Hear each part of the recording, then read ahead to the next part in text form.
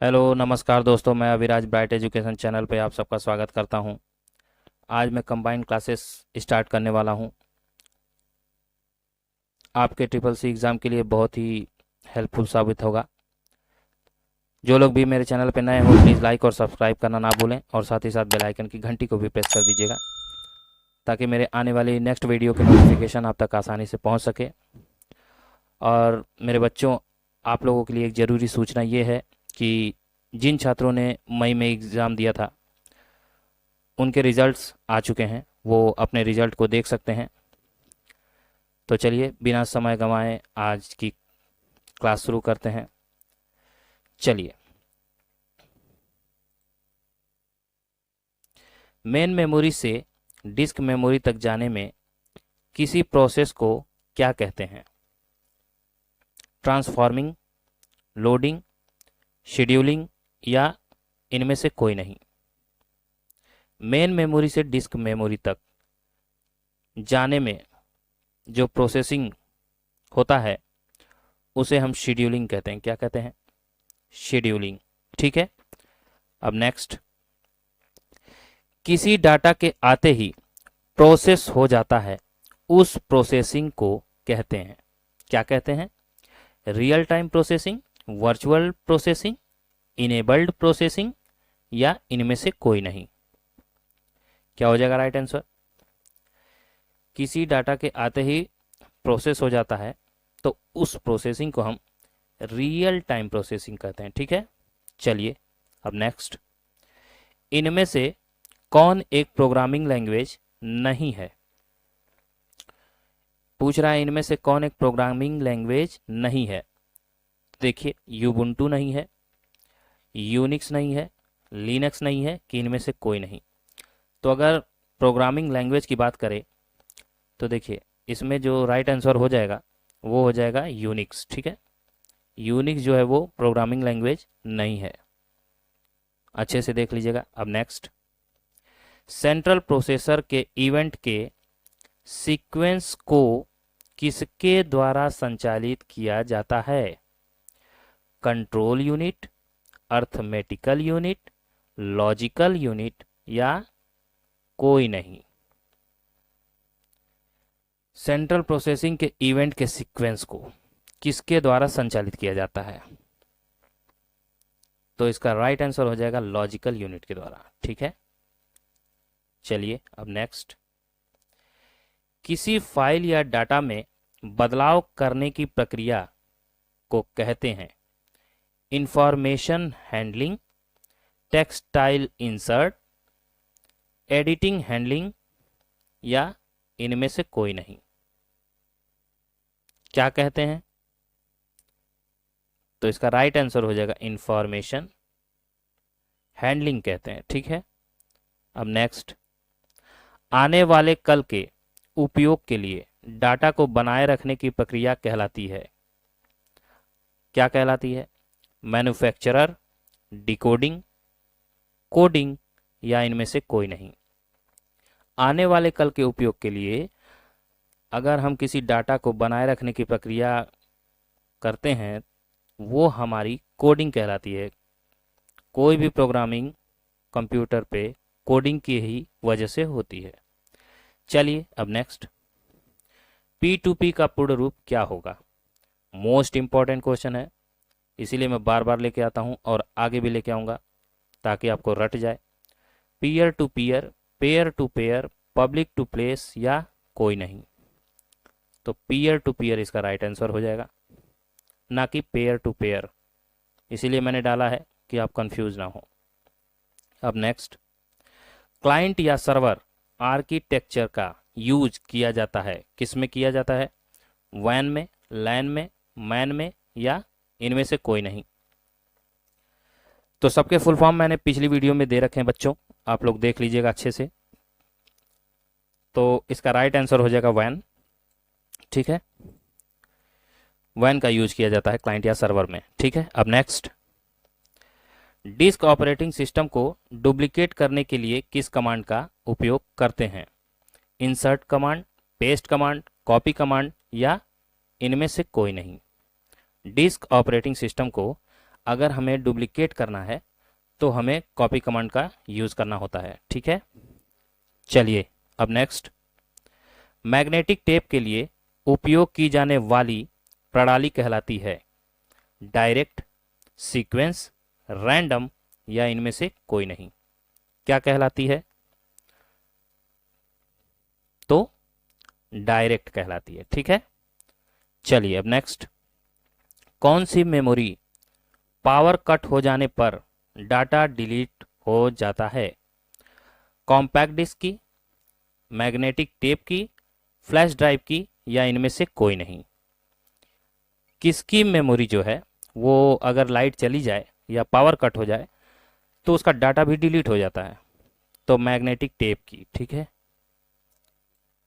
चलिए अब नेक्स्ट, इनमें से कौन एक स्प्रेडशीट पैकेज है? Word star, MS word, MS power point या इनमें से कोई नहीं। क्या हो जाएगा? तो वर्ड स्टार जो है वो एक स्प्रेडशीट पैकेज है। ठीक है, अब नेक्स्ट, वास्तविकता में रीड एंड राइट किस प्रकार का ऑपरेटिंग सिस्टम कहलाता है? क्विक रिस्पांस सिस्टम, रैम, रोम या इनमें से कोई नहीं। देखिए मैंने रैम एंड रोम का क्वेश्चंस तो बताया ही है, इसके फुल फॉर्म के बारे में भी पिछली वीडियो में दिया हुआ है, आप लोग अच्छे से देख लीजिएगा। मैं बार बार कहता हूं क्योंकि ये सारे क्वेश्चंस मोस्ट इंपॉर्टेंट होते हैं और आते भी हैं। तो इसका सही आंसर क्या हो जाएगा? Quick response system. ठीक है, चलिए अब नेक्स्ट, कंप्यूटर के बूट होने पर इंस्ट्रक्शन लोड होने की क्रिया को कहते हैं instruction command, external command, internal command या इनमें से कोई नहीं। कौन सा कमांड कहलाता है? इंटरनल कमांड कहलाएगा। ठीक है, चलिए अब नेक्स्ट, हार्ड डिस्क की भंडारण क्षमता को कौन प्रभावित नहीं करता है? हार्ड डिस्क के बारे में पूछ रहा है और आप सभी जानते हैं हार्ड डिस्क में स्टोरेज किया जाता है कुछ भी। तो high of hard disk, track density या ए एंड बी दोनों या इनमें से कोई नहीं। क्या हो जाएगा राइट आंसर? कौन प्रभावित नहीं करता है? तो हाइट ऑफ हार्ड डिस्क इसका राइट आंसर हो जाएगा। ठीक है, अब नेक्स्ट, किसमें रिफ्रेशिंग सर्किट की आवश्यकता होती है? एसडी रैम में, ईपी रोम में, डी रैम में या इनमें से कोई नहीं। रिफ्रेशिंग सर्किट की आवश्यकता ईपी रोम में होती है। ठीक है, चलिए अब नेक्स्ट, यूनिवैक एक प्रकार का कहलाता है, क्या कहलाता है? Unique automatic computer, universal computer, mechanical computer या इनमें से कोई नहीं। तो यूनिवैक एक यूनिक ऑटोमेटिक कंप्यूटर कहलाता है। ठीक है, अब नेक्स्ट, एमएसआई का क्या मतलब होता है? Medium scale integrated circuit, mild storage integrated circuit, massive scale indicator circuit या इनमें से कोई नहीं। तो एमएसआई का जो फुल फॉर्म होता है वो होता है मीडियम स्केल इंटीग्रेटेड सर्किट। ठीक है, अब नेक्स्ट, वीजीए एक प्रकार का है, क्या है? Vertical graphics array, virtual graphics access, video graphics array या इनमें से कोई नहीं। तो वीजीए जो है वो वीडियो ग्राफिक्स एरे है। ठीक है, चलिए अब नेक्स्ट, 3.5 इंच फ्लॉपी डिस्क की क्षमता पूछ रहा है, कितनी होती है? 144 MB, 120 MB, 160 MB, 260 MB। पहले ज़माने में जो फ्लॉपी का यूज़ किया जाता था उसकी कैपेसिटी कितनी होती है? 3.5 इंच की जो फ्लॉपी डिस्क आती थी तो 144 MB उसकी कैपेसिटी होती थी। आप लोग देख लीजिए, क्वेश्चंस आते रहते हैं। अब नेक्स्ट, EBC DIC का पूर्ण रूप क्या है? Extended binary code disable inter code, extra binary code decode insert code, extended binary coded decimal interchange code, या इनमें से कोई नहीं। तो क्या हो जाएगा इसका राइट आंसर? इसका राइट आंसर हो जाएगा extended binary code decimal interchange code. ठीक है। अब नेक्स्ट, MICR का पूर्ण रूप क्या है? मोस्ट इंपॉर्टेंट क्वेश्चन, बार बार मैं आप लोगों से यही कहता हूं कि ये फुल फॉर्म बार बार पूछे जाते हैं, इसलिए मैं इसे लेकर के आता हूं। Magnetic ink character recognition, master ink character responsible, main infra characteristic reasonable, या इनमें से कोई नहीं। MICR का फुल फॉर्म मैं पिछली वीडियो में भी बताया हूँ और इस बार भी लेकर के आया हूँ क्योंकि मोस्ट इंपॉर्टेंट है ये। तो इसका राइट आंसर हो जाएगा option A, magnetic ink character recognition. चलिए अब नेक्स्ट, मौसम पूर्वानुमान के लिए किस कंप्यूटर का उपयोग करते हैं? ये भी बहुत ही अच्छा क्वेश्चन है। मौसम पूर्वानुमान के लिए किस कंप्यूटर का उपयोग करते हैं? मौसम की जानकारी अगर हमें पहले से पता करनी है तो किस कंप्यूटर का उपयोग करते हैं भाई? Super computer, mini computer, personal computer, या मेन फ्रेम कंप्यूटर? तो पर्सनल कंप्यूटर का यूज किया जाता है। ठीक है। अब नेक्स्ट, हिप में फाइलों को किस क्रम में रखा जाता है? एक हिप फोल्डर होता है, उसमें फाइलों को किस क्रम में रखा जाता है ये पूछ रहा है। Ascending order, random order, descending order, या इनमें से कोई नहीं? तो क्या हो जाएगा? हिप फाइलों को रैंडमली ऑर्डर में रखा जाता है। ठीक है, ना कि असेंडिंग और डिसेंडिंग। चलिए अब नेक्स्ट, किस पीढ़ी का कंप्यूटर आकार में सबसे बड़ा होता था? किस पीढ़ी का कंप्यूटर आकार में सबसे बड़ा और भारी भी होता था? मैं ये भी बता दे रहा हूं। First generation, second generation, third generation, या फिफ्थ जनरेशन? क्या हो जाएगा राइट आंसर? फर्स्ट जनरेशन के जो कंप्यूटर होते थे वो भारी भी होते थे और आकार में सबसे बड़े होते थे, जो यहां से वहां तक ले जाए नहीं जा सकते थे। ठीक है, एक जगह रख दिया तो पड़े रहे। कौन से जनरेशन का कंप्यूटर अभी भी विकास के अधीन है?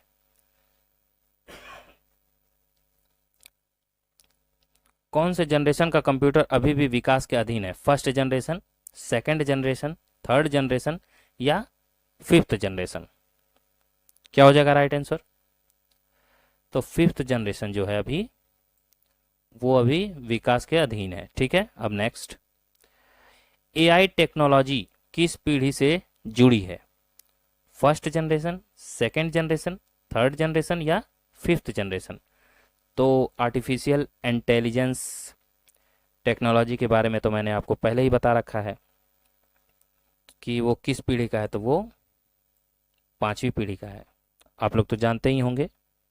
ठीक है। अब नेक्स्ट, MS वर्ड का वैध संस्करण इनमें से कौन नहीं है? ऑफिस विस्टा, ऑफिस 2010, ऑफिस 2007, या इनमें से कोई नहीं?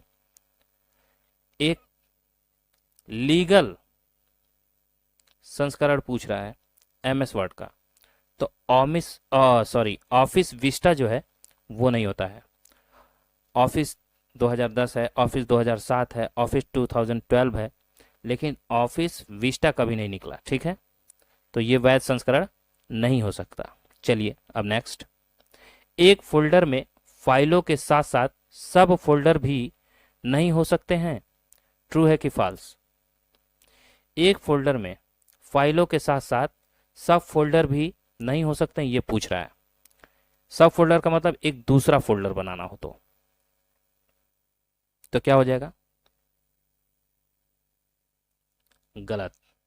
क्यों नहीं हो सकता? जरूर हो सकता है। चलिए अब नेक्स्ट, एक अनपढ़ व्यक्ति को डेबिट कार्ड जारी किया जा सकता है? हाँ या ना? अगर अनपढ़ है कोई व्यक्ति तो उसे डेबिट कार्ड जारी किया जा सकता है, ठीक है। क्यों नहीं किया जाएगा? क्या उसे चलाने का हक नहीं है? जरूर चला सकता है। चलिए अब नेक्स्ट, आज का लास्ट क्वेश्चन। इंटरनेट नेटवर्क का एक नेटवर्क है। ध्यान से देखिए, इंटरनेट नेटवर्क का एक नेटवर्क है, ये पूछा है। ट्रू है कि फॉल्स है? क्या हो जाएगा? तो इंटरनेट नेटवर्क का ही एक नेटवर्क है, ठीक है। ये बात आप लोग भी जानते हैं। तो बस आज की वीडियो यहीं तक थी। मैं अविराज। तो जो लोग भी मेरे चैनल पे नए हैं वो प्लीज़ लाइक और सब्सक्राइब करना ना भूलें। साथ ही साथ बेल आइकन की घंटी को भी प्रेस कर दीजिएगा। मैं इसी तरह हर 2 दिन पे वीडियो लाता रहूँगा। आप लोग जानते हैं एक दिन गैप करके मेरी वीडियो आती है। आप लोग अच्छे से तैयारी कीजिए। मेरी शुभकामनाएं आपके साथ हैं। तो मैं अविराज आपसे यहीं इजाज़त लेता हूँ। जय हिंद, जय भारत।